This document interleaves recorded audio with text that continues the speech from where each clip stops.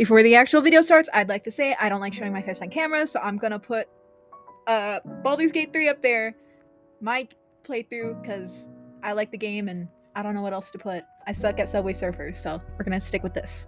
Have you ever scrolled through social media and happened to see or watch a post ranting about a new bill or an elective, or just a political figure in general? If you have any social media, you are most likely to come across one of these posts, which will often fall on the left or right side of the political spectrum. It's always perceived from both sides that one party is out to ruin your democracy and corrupt your country. Conservatives are perceived on social media as religious preachers who think they're doing God's will by doing things that are very close-minded and very much not in this time, if you know what I mean. Liberals, on the other hand, are viewed as extremely woke, here to turn everyone away from their bullies with their gay stick. How did we come to this perception? How has social media impacted our views on conservatism and liberalism?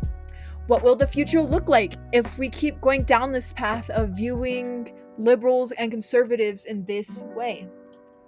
Within the last 17 to 20 years, social media went from a place to chat with your friends on MySpace to a platform where all you mostly see are politics. Social media impacts our views on everything from pineapple on pizza to whether if the world is going to end within the next 20 years. Why is this? The simple answer to this question is algorithms and influencers. Social media is a way for people to easily express their thoughts and, well, influence just from their bedroom, just like I am doing now. Influencers can easily make people form an opinion just by watching their video or just listening to them. Before we get into the main point, we need to ask ourselves, what is conservatism and what is liberalism? These two parties are highly misconceived in today's media. First, conservatives are people who believe in more traditional values. This doesn't mean that they're particularly closed-minded or are not open to people of different beliefs, but it means they're more cautious to change and believe in stability within a smaller community. They believe in independent governing and very limited governmental control. This is where the thought of only guns in America come from. Liberals, on the other hand, are not particularly woke. They believe in constant and necessary change for a society.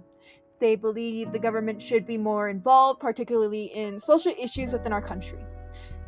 Importantly, there's one thing to remember. No one is fully conservative and no one is fully liberal. You may have a particular right way of thinking, but some of your ideals will also lean more towards the left. Or maybe you have more of a left-sided thinking, but you also believe in some ideals that are from the right. How did we come to this mindset that we have today? The media has always impacted how people think. It's not just social media, but even back in the day when the internet didn't even exist. According to PubMed Central, the proliferation of populism through the media is not new.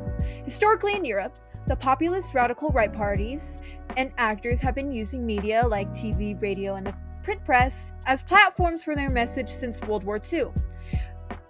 From newspapers to magazines, it has always affected how people see us and how we see others. It's social media today where it's easier to spread a message with just a click of a button.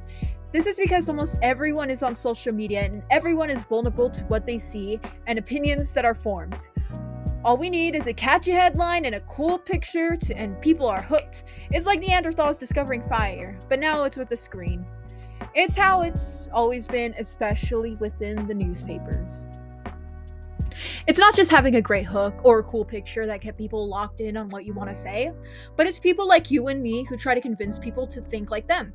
Some are more extreme, like Charlie Kirk, who is known for his debates and his right-winged views, which go viral. Your dwellings. So you can shut up, baby. You just hate America and you love abortions. Some approaches are more subtle, like vlogs or just people showing you their way of life. People will always push others to believe in their own opinions within an I'm right, you're wrong mentality. According to PubMed Central, this is because messages and social networks influence users' emotions, making social media messages effective tools for persuasion. We are always victims of others trying to manipulate us to think they want us to think. Again, how? By algorithms. This is where most people get the idea of what conservatism and liberalism are. How will this affect the future of how we view these parties? Well, from our perception and how we get most of our information from strangers, The idea of conservatism and liberalism will fall farther and farther down the rabbit hole of their stereotypes. They will be molded into what they are described as, and later on, the true meaning of liberalism and conservatism will be long gone. But most likely, there will be new parties formed within the ideals of something that we think is new, but is just liberalism and conservatism. In conclusion, when we used to use the internet for chatting with friends, over the last 20 years, social media has become more and more political, often mischaracterizing conservatism and liberalism. Through social media, influencers and algorithms allow people to easily, influence with just a click of a button, making it easy for people to make people form their own opinion, but not really, but just from the influencer's opinion themselves. It sparks the question, what is the future for conservatism and liberalism? If we lose and forget the meaning of these parties, it will fall farther and farther into stereotypes, and eventually new parties will form, making things more complicated than they already are within our current government. I did it. Bye.